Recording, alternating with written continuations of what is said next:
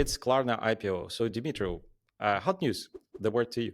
It's already not so hot, but yeah, we when we were making our podcast recording for last week, specifically in that day, everything happened, so we had no opportunity to cover it. Klarna went to IPO, so the valuation is 15 billions. They raised 1.5 billions, something close to $30 per share. It's a good success. It's a strong, proving that European fintech market is good, is strong, is visible. Honestly, happy for Klarna. They did a great job. They have a lot of work to do right now. As far as I know, they're just now start to cut some costs. They start to look to optimize the processes, but also at the same time put the accent on quality. What do you know about this?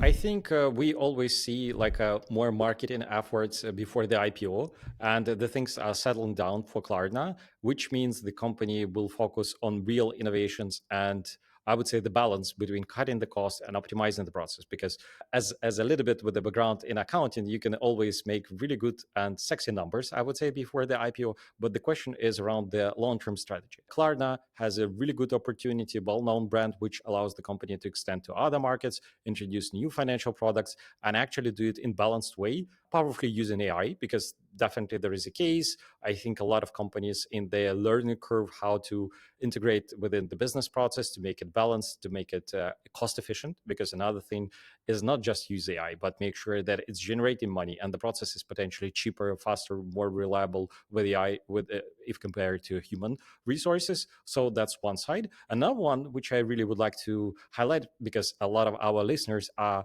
doing the fintech career and they always choosing between startups and well-established companies. And that's a good case when kind of almost 10 years ago you had an opportunity to join Klarna, which sounded like a really startup-ish approach. Like there are banks which are doing credit scores, and the outcome, if you take the risk to join those startups, it means that you can become millionaire.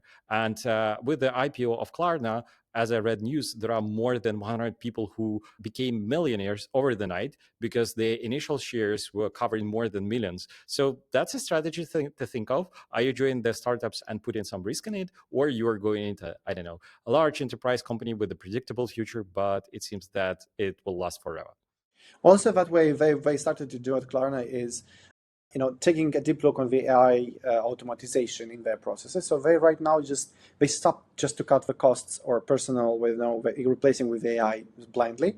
They came back to the idea that it's better to have, of course, it's good to have optimized costs, but also good to have a good service and a good quality. So they now are in the process of rethinking and reshaping of using AI in all their services and all their external services, those with whom customers are interact with. So seems like it's one of the things that proves that in fintech people start to using AI less and put an accent on quality. But let's see what will happen.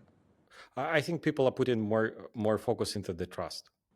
So the second news is Figure Technology, which is a very big and important player on crypto market, blockchain market, goes also publicly, also very close to, so it's like 5.9 billions evaluation, and proves that also this market is moving quite fast.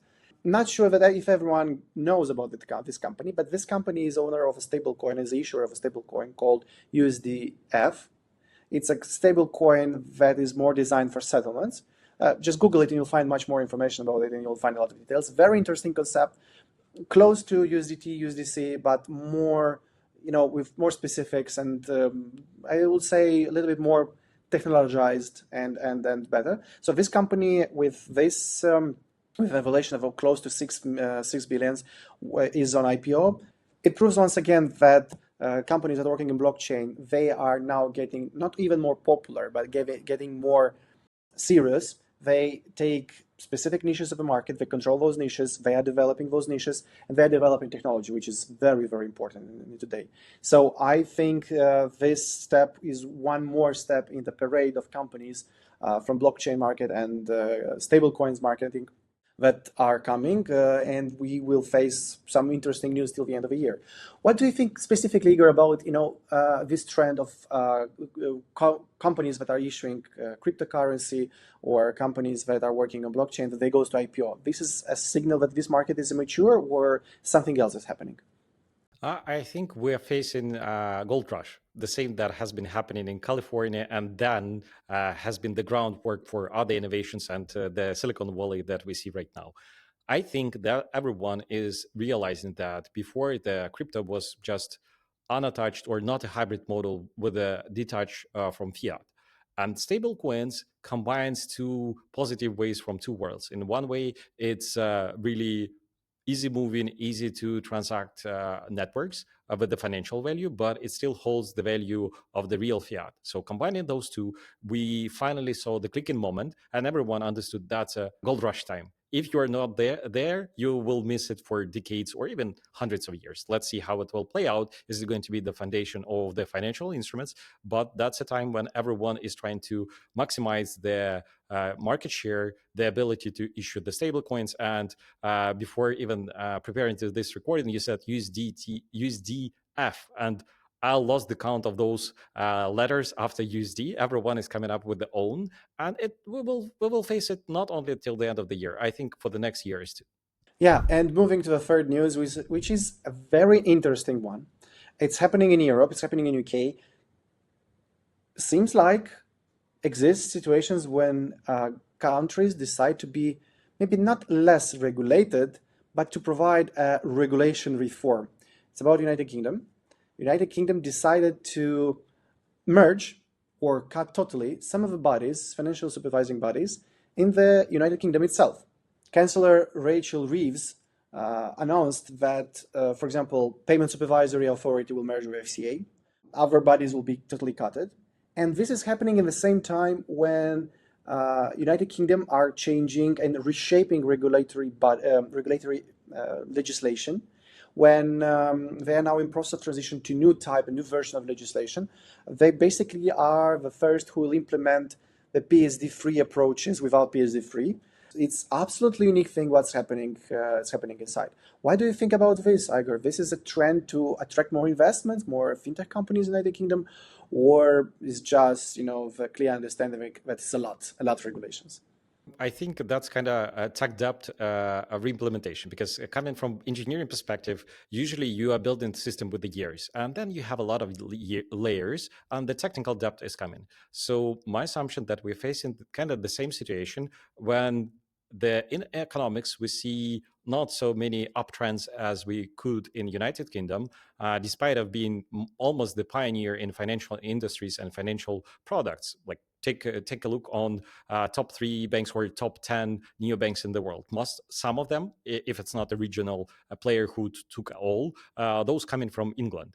And I think that's a moment when the government is trying to implement single responsibility by implementing the technical debt or cutting the technical debt that existed.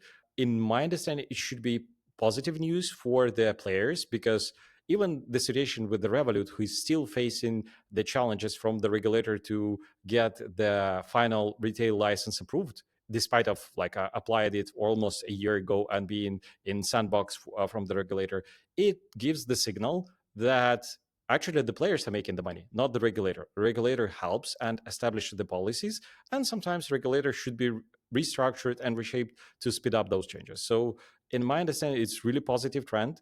I hope it will allow more companies to be on the market and deliver faster with the better checks and better compliance from the regulator, but with a smaller amount of time. To be honest, I heard that some political parties in the United Kingdom are even requesting some more dramatic changes and reforms, like wiping totally out FCA, but transfer all the authorities to Bank of England. So in some visions of some of the political parties in the United Kingdom exist a question like why we need why we need FCA at all. We have Bank of England, one single body, it can cover all the issues. My opinion doesn't matter here, but what this shows is that the tensions in the United Kingdom grow, tensions between regulators and willing to increase the number of fintechs. I see policies in the United Kingdom that invite fintech companies to come, invite fintech leaders to come in the United Kingdom and create fintech products, create companies, create jobs in the United Kingdom and develop them. At the same time, exist regulations. I will be very honest, are not the worst regulations we saw, or not the harsh regulations we saw and we see in Europe. So many fintech companies, so many startup companies. appeared in London, appeared in Manchester, in other English and Scottish and Northern Ireland cities, and Welsh also. But these they need fresh air to just inhale it and move forward, because a lot of things started to reshape also for them. I mentioned at the beginning that there are changes in regulations, and fintech companies are just waiting. They don't know what they need to do. So from one side, they have willing to increase the number of fintech companies and fintech projects in the country. From the second side, on another side, they have already existing projects that they need a push, they need an investment that specifically can come not only as money but also as deregulations. And the third side is willing to cut maybe even the cost in the administrative costs for the administrative bodies itself. So it's a very good opportunity. It's a good initiative. I think it can be an example for other European countries. But let's see what will happen, because I have a full trust that this will going very well. Maybe sometimes with some mistakes, but it will go well, and this will be a good example for other European countries to do the same.